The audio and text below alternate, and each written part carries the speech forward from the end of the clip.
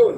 We will forgo with fashion style na entrance. Mas magiging formal na lang tayo natin ang ating pakikisa sa mga kababayan natin na patuloy pa ngayon ay nakakaranas ng epekto ng mga bagyong dumaan.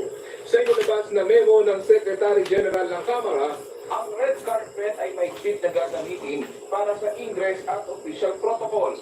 Wala na raw stage ceremony at fashion coverage. Pero maaari pa rin mag-interview ang media sa mga daraan dito. Sa kasama, nanatili pa rin ang formal attire at inihimok ang mga tatalo na magsuot ng barong o Filipiniana. Sa pagbubukas naman ng sesyon ng 20th Congress Senado, kinumpirma ni Senate President Escudero na walang red carpet sa Senado. Naman ni Senador Loren Marta, gawing simple lang ang opening ng sesyon, pati na ang mismong zona, at gawin ang okasyon para solusyonan ang mga problema ng bansa.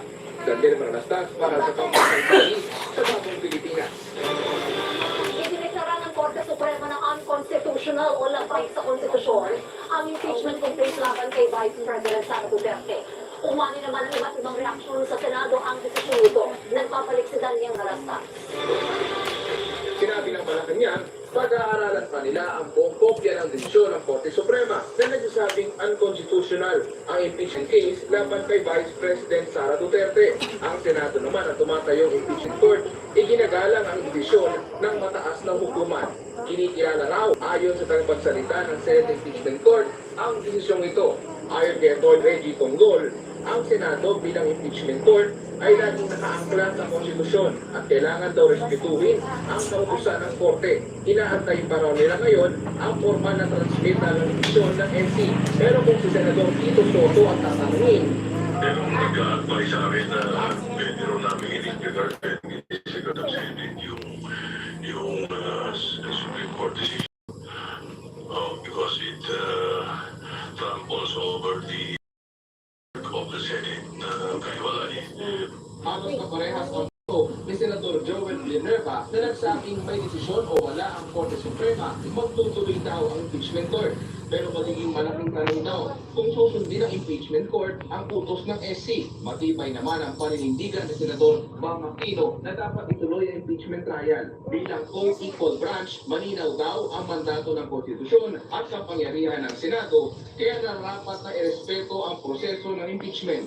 Ayon naman sa tagapagsalita ng Kamara, nire-respeto nila ang desisyon ng SC pero ang kanilang constitutional duty ay hindi nagtatapos dito. Pumalag din si Atty. Abante sa anyay judicial interference. Gagawin daw ng Kamara ang lahat ng remedyo para maprotektahan ang independence ng Kongreso. Hindi raw ito pagsuway at inilarawan ito ni Abante na constitutional fidelity. Daniel Manastas para sa Pambansang TV sa Bagong Pilipinas.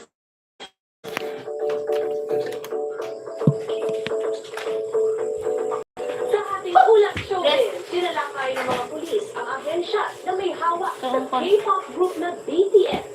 Samantala, nagbigay pugay ang ilang celebrities at maging President Donald Trump sa legendary wrestler na kanyang pagpanaw. Na ito ang ating ulat showbiz. Nangyari yun yung kapukang ng Tumanaw na ang isa sa mga kilala at pagdating wrestling superstar sa Amerika na si Hulk Hogan. Namatay ang wrestling legend sa edad na 70 lang nitong Webes.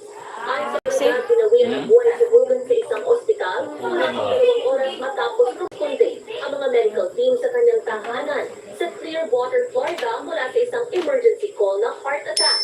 Nagbigay naman ng mga mensahe ang ilang mga public figures tulad ni na President Donald Trump. Inilarawan niya ang wrestler-actor bilang isang great friend, strong, tough, smart, but with the biggest heart. Nagbahagi rin ng heartfelt message at librato ang co-star ni Hogan si Sylvester Stallone sa kanyang Instagram. Para naman kay Piers Morgan, si Hogan ang most iconic wrestler in history sa kanyang tribute